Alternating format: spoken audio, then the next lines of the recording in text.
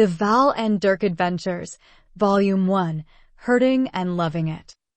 Written by Jason Greenwood and Theodore Lachance.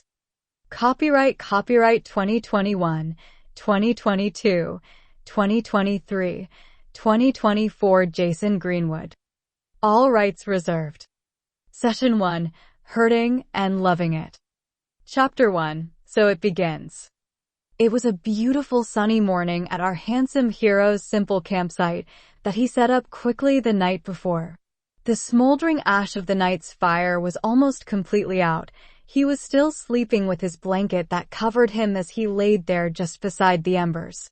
Now this was a man known in these parts as a martial artist, and a rather good one some might say. But he was also known in these parts for being legendarily lazy and good for nothing. But to most of the ladies, he was known as the extremely handsome and debonair, dashingly cute and sexy Valentine Koroth. Oh, to be blinded by love. As the sun rose, it created these beautiful streams of light that gracefully shined through the trees. Val slowly opened his eyes, straining against the harsh morning sunlight. His eyes reflected their green color out into the world.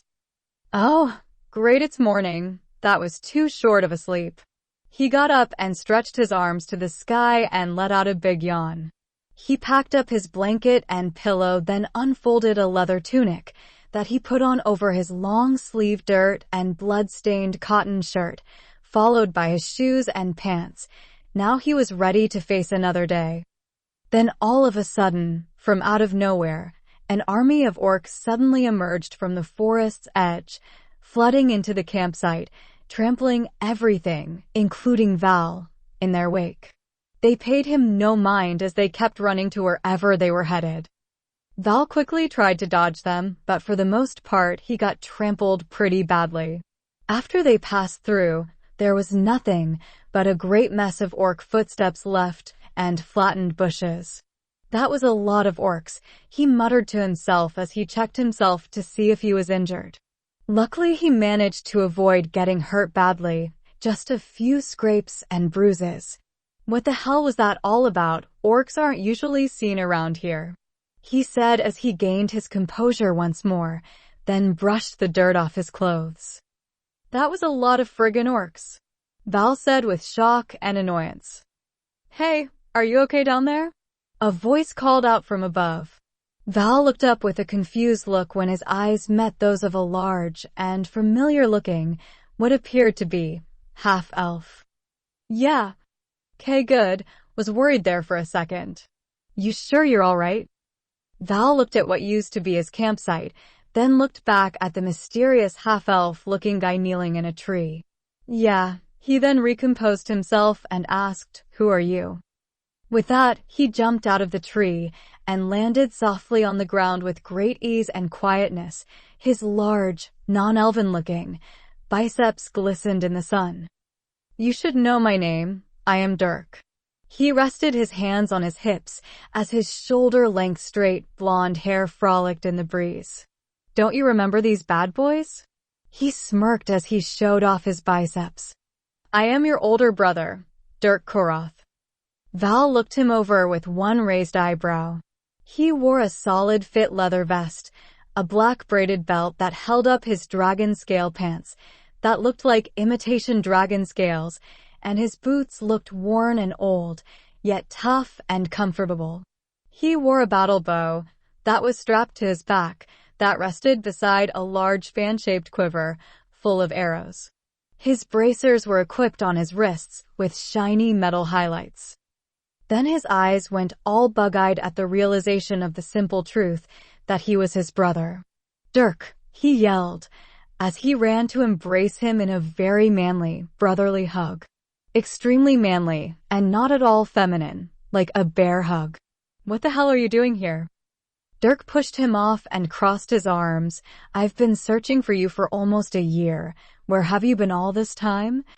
Val ignored the question and gathered up the remainder of his equipment, strapped his sword to his waist, and put his hunter's bow and arrows on his back. Then the two of them ventured off into the forest. As they journeyed through the forest, Val filled Durkin onto what his life had been like. For the past year, he wasn't up to very much. He used his time to get away from all the stress of training with his master and live as a vagabond. He rather enjoyed his simple lifestyle. Here's a brief history of the two brothers of Korath. Valentine was Dirk's nephew, but they both think of each other as brothers, because Dirk is a half-elf and Val is just a human.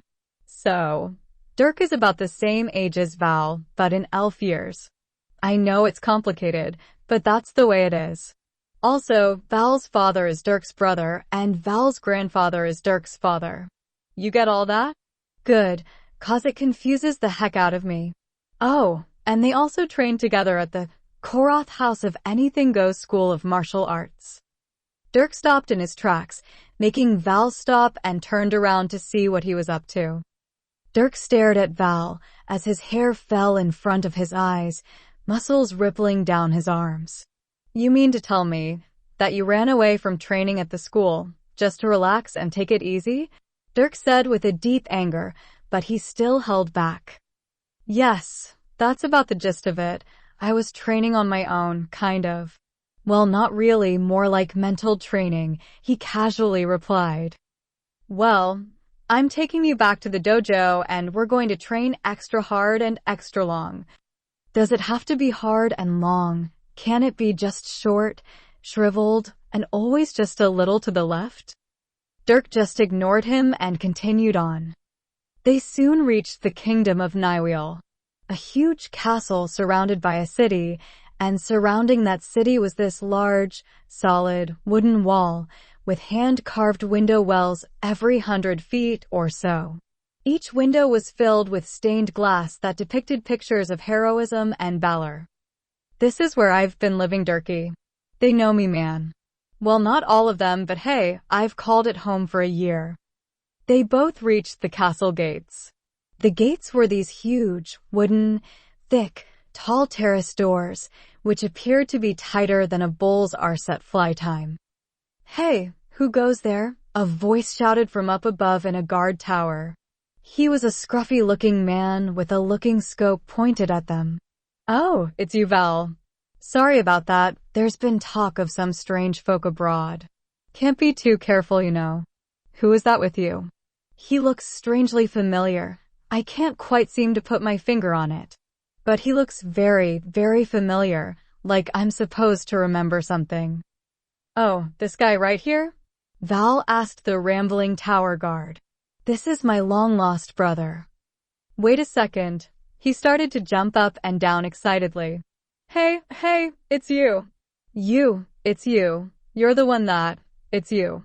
At that point, he got so excited that he lost his balance from all his jumping around and hollering and fell from his high tower all the way to the ground.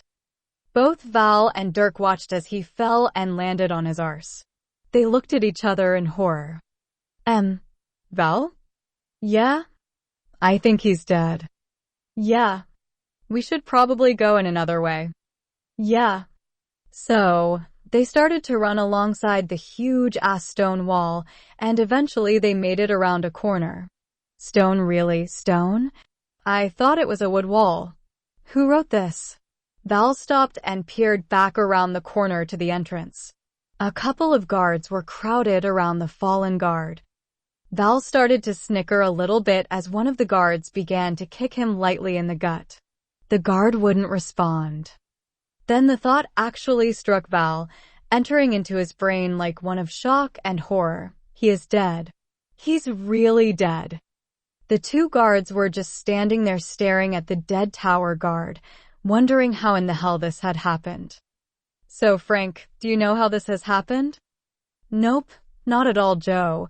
Frank replied with a not-so-bright look on his face. They both grabbed the arms and feet of the dead tower guard and carried him inside the city gates, closing the gates behind them. So now what do we do, Val? Dirk asked. Val stared down the side of the huge-ass wall. Well, there's a storm water drain, thingy that runs like water and crap out of the city. We could crawl through that and end up on the inside. It's perfect. Dirk gave him a puzzled look. What do you mean by crap? Well, you know, crap and stuff and junk. Val started to walk on up ahead of Dirk to the drain. Wait, now just a minute here. You're not saying that we have to crawl though.